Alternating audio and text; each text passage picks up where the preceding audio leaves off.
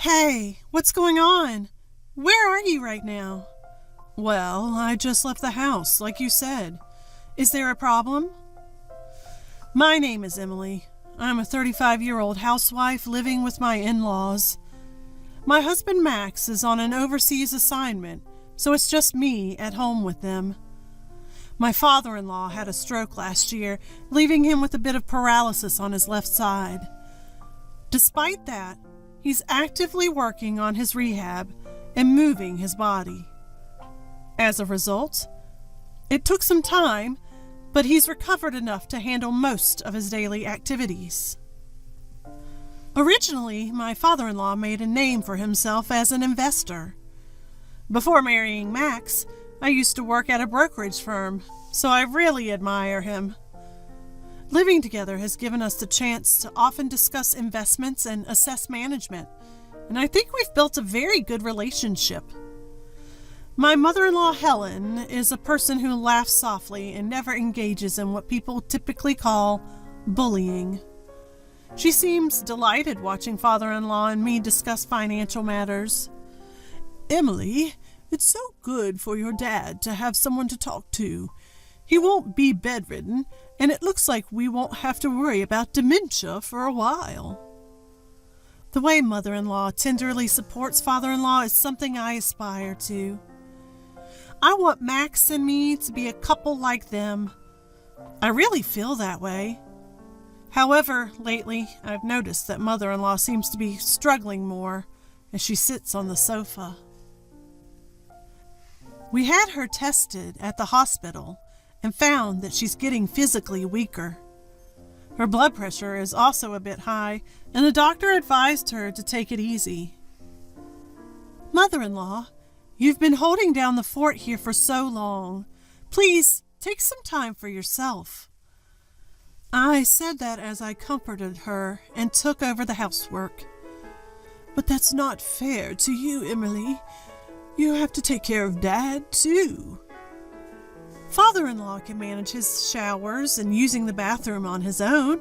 All he needs is someone to accompany him on walks and doctor visits. Emily. At this point, I came up with a proposal to reassure my mother-in-law. How about I ask Mom to join Dad on his daily walks? It'll be like a daily walking date for the two of them. I can't believe you, Emily. Well, I guess we'll take you up on your offer until I'm feeling better. Leave it to me. And so, life with my parents-in-law continued peacefully. My only concern was my sister-in-law, Sophia. Sophia constantly throws passive-aggressive comments my way. So, Emily, still no kids? Max is overseas, and these things happen when they happen. Can't even give birth to an heir. What a waste.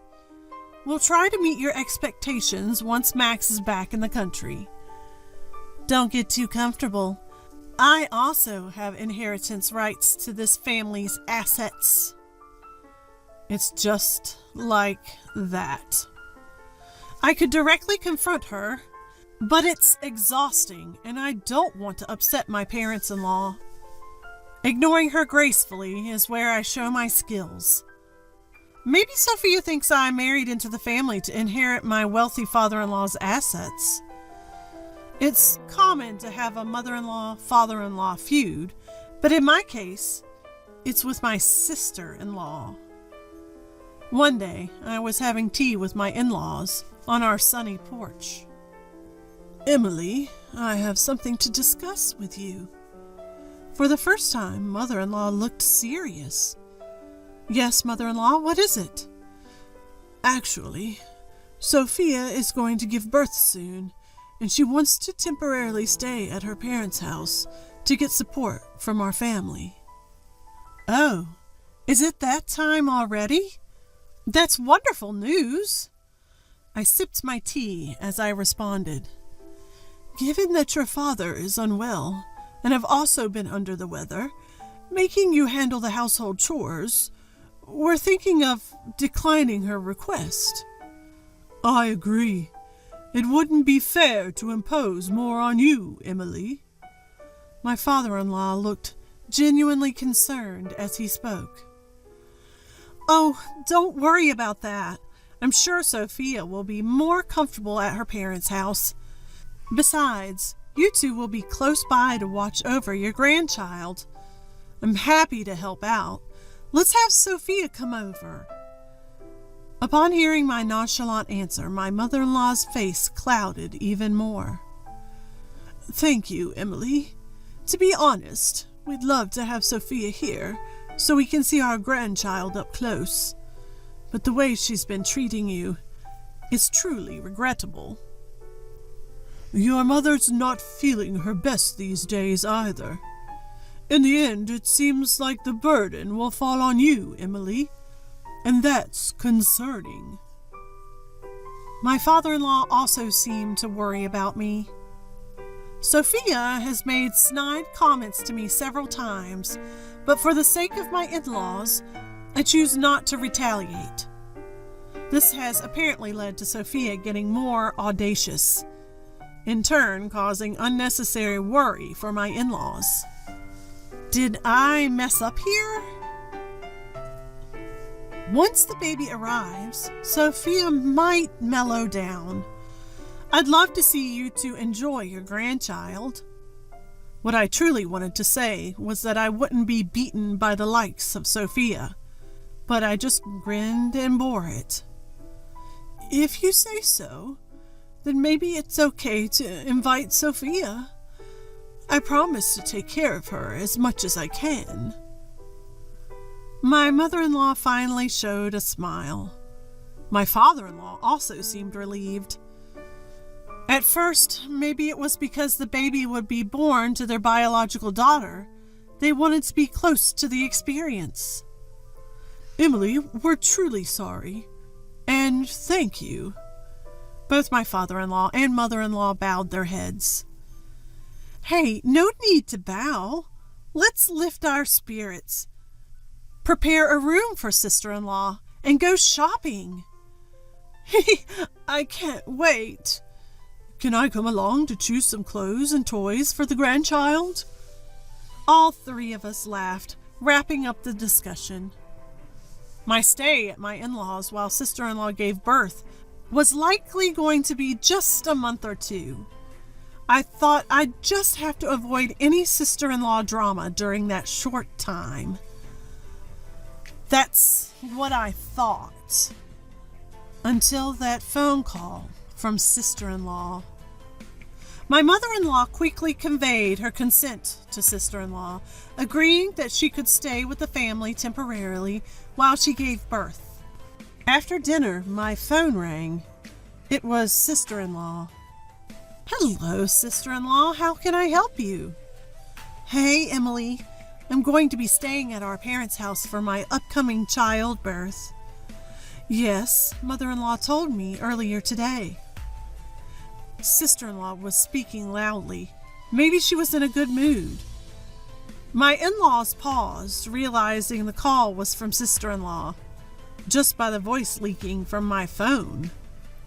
It was loud enough for them to hear even without a speaker. So, can you get out? What? I couldn't help but raise my voice in shock. My in-laws were equally surprised and jumped a little. I don't even want to look at you. Just seeing you irritates me. Make sure you're out of the house by the time I get back. Sister-in-law, what are you talking about? Tell Mom and Dad you're going on an extended trip or visiting Max. I don't care. Just get out. I want to spend time with my family. Wait, hold on. Normally, I could easily dodge sister-in-law's barbs, but this time I was too shocked to find the right words. Once I'm back, you better come back too. You need to take care of Dad, who needs long-term care, and my weak mom. Sister-in-law! I won't take care of them. That's your job as the daughter-in-law. Be grateful I'm giving you a reason to stay in the house. That's awful. How could you say that about your own parents? Enraged by sister-in-law's cruel words, I couldn't help but shout at her. Ooh, scary. I'll just tell Dad and Mom that you yelled at their pregnant daughter. I clenched my mobile phone and tears started to fall. Using my parents only for the birth and then ignoring them? They're such wonderful, kind people. I couldn't hold back my tears of anger and frustration. Glancing at mother-in-law, I noticed her face was red with rage, tears gathering in her eyes. In that moment, my own sister-in-law told me she wouldn't take care of her family. The frustration was overwhelming. Just then, father-in-law tugged on my sleeve. When I turned around, father-in-law had a note in hand. It's okay. We have a plan. Just agree to what Sophia is saying for now and hang up the phone. I read the note, and father-in-law patted my arm with a reassuring smile. As if to calm my nerves, his touch was light. Seeing father-in-law's smile, I felt a wave of relief wash over me. Though my insides were boiling with anger, I was able to regain my composure. Understood. When are you planning to come back? Maybe next Friday. Then I'll make arrangements to leave the house by that time. You should have just listened from the start. Dealing with a stubborn sister-in-law is so tiresome. I have to clean up after dinner, if you'll excuse me. As soon as I hung up the phone, mother-in-law broke down in tears and hugged me. I'm so sorry. I'm so sorry. To have a daughter who'd say such horrible things, I'm so sorry. Mother-in-law's tears were flowing freely. I'm fine, mother-in-law. You must be the one feeling terrible after hearing all of that. I wasn't concerned about what sister-in-law had to say. I could silence her with logical arguments if need be. It's not a big deal.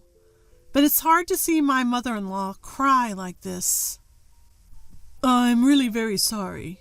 You've been very patient, my father-in-law sighed. Don't worry about me. What's your plan, though? I asked him, trying to comfort my mother-in-law. Well, turns out there's another person struggling with Sophia.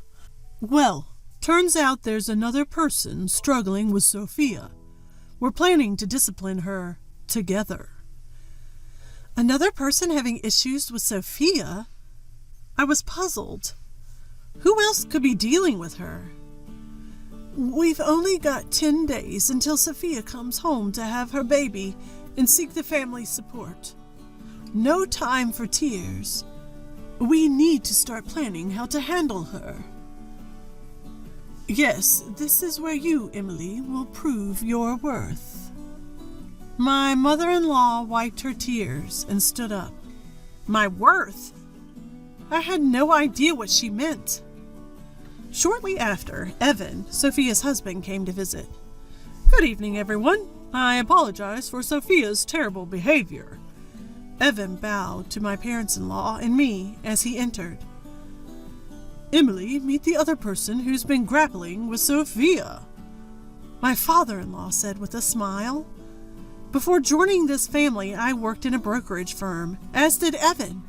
We knew each other professionally. I don't mind what she says about me, but I can't forgive her how she talks to you two. I vented my frustration about Sophia to my brother-in-law. He scratched his head and sighed. Look, there's no excuse for her. Even when I try to correct her, she loses her temper. Her already spoiled nature has gotten worse with her pregnancy. My own daughter told Emily to leave while she stays here to give birth. Can you believe it?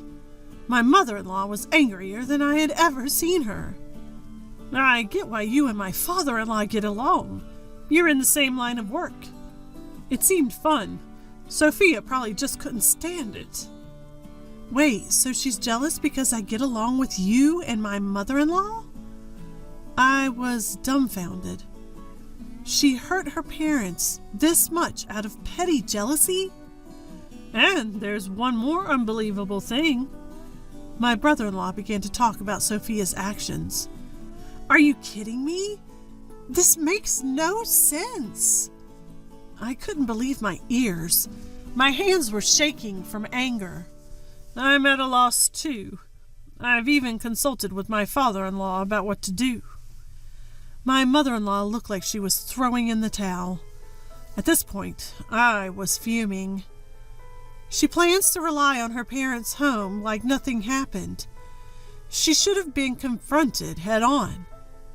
In hindsight, I regretted my naivety. Father-in-law sighed, looking disappointed. Add this latest mess to the mix and I'm done giving her any slack. She's my daughter, but enough is enough. Your conversations with father-in-law have finally paid off. My conversations with father-in-law? Wait a minute, you mean... Something clicked in my mind, recalling a discussion I'd had with father-in-law in the past. We might as well go all in. Get ready, Evan. Yes, father-in-law. Mother-in-law finally cracked a smile. All right, Emily, we've got a busy week to prepare everything. We're going to be busy. Absolutely, mother-in-law. Let's do this. I rolled up my sleeves and followed mother-in-law. The next Friday, as planned, sister-in-law returned home temporarily to seek family support for her childbirth. I wonder if that annoying woman finally left. Now I can just laze around here for a while. Maybe I should just move back home for good. Sister-in-law hummed as she walked onto the property. Then, right in front of the house, she dropped her bags and froze. What is this? What stood before her was, indeed, her parents' home. Well, it used to be their home. Now the gate was locked, the name plaque removed, and a for sale sign was prominently displayed. The windows were bare, and the house obviously looked abandoned. What's going on? Why is nobody here? Sister-in-law frantically called both father-in-law and mother-in-law, but neither answered. They'd had enough and blocked her number. Even social media was blocked. Why aren't Mom and Dad answering? Maybe she will... Sister-in-law seemed to get the idea to call me. Hello, sister-in-law, what's going on? I answered her desperate call, cool as a cucumber. Sister-in-law, anything but composed, started shouting right away. What's the meaning of this? My parents' house is for sale! She was loud enough that father-in-law and mother-in-law could probably hear without even needing speakerphone.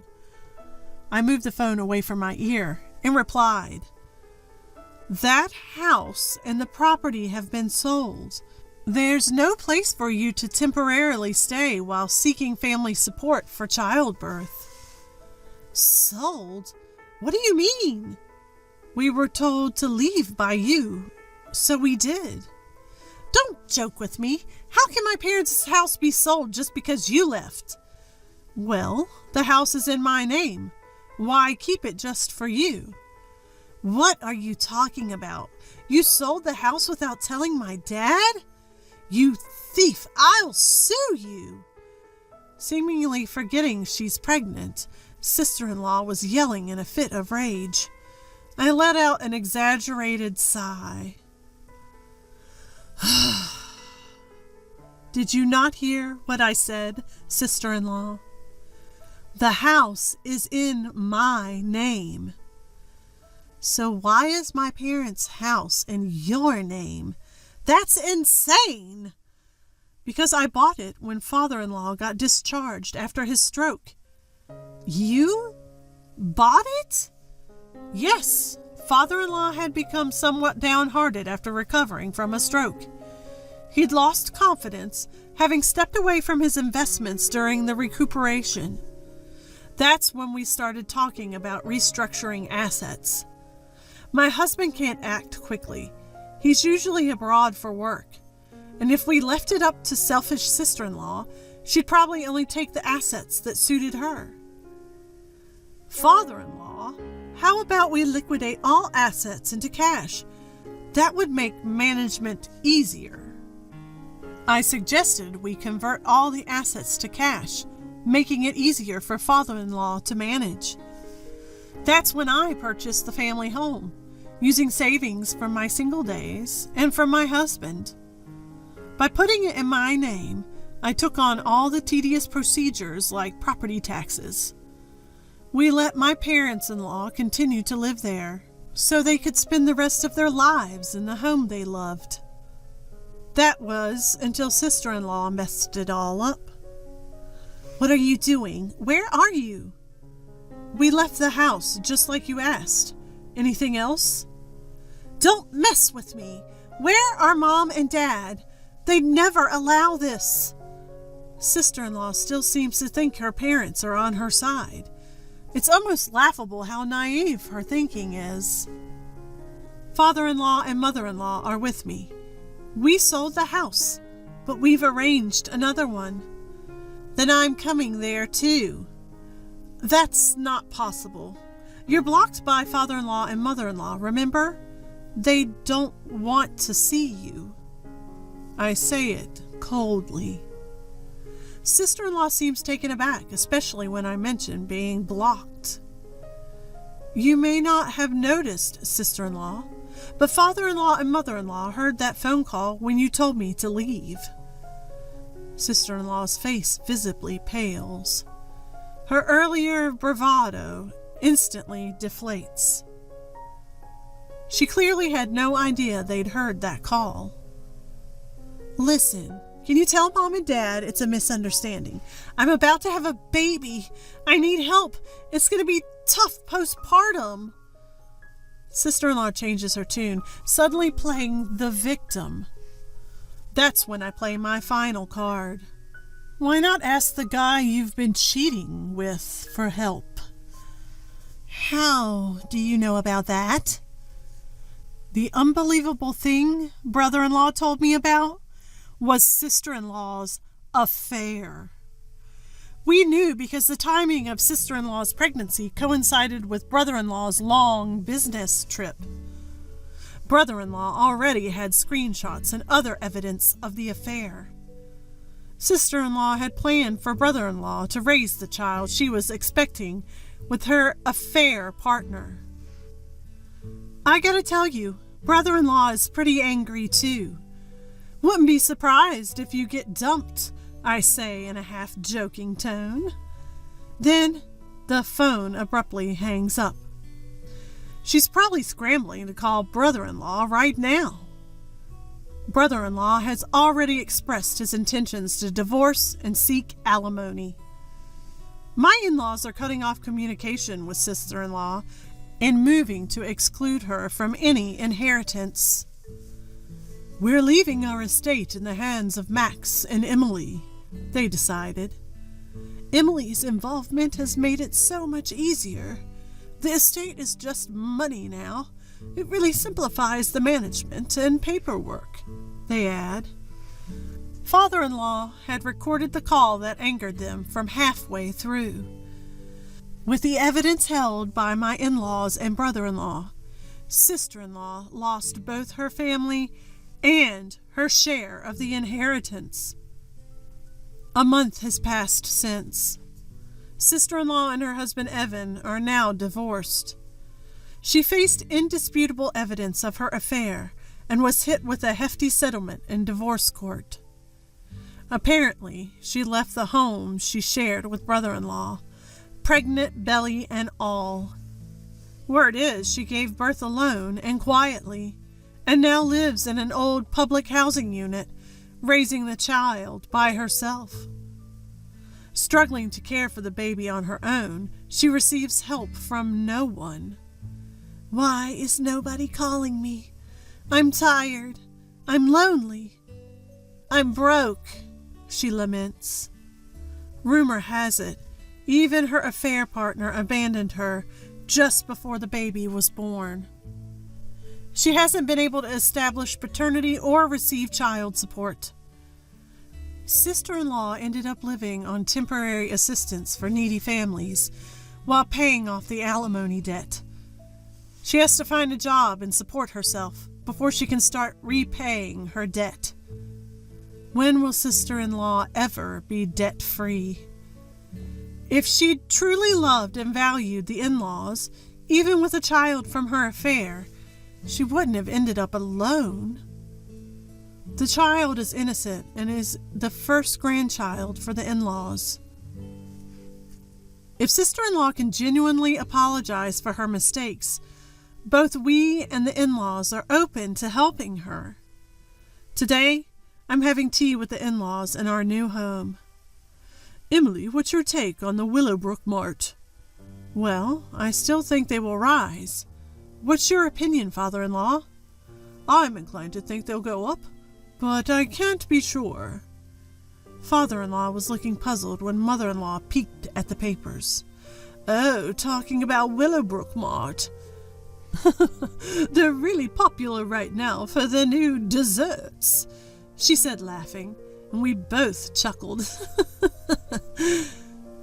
Your mother-in-law seems to know more about the stores than we do. Having mother-in-law check out the stores of companies we're interested in investing in is a good research strategy. It's not about the money. I genuinely love these wonderful in-laws.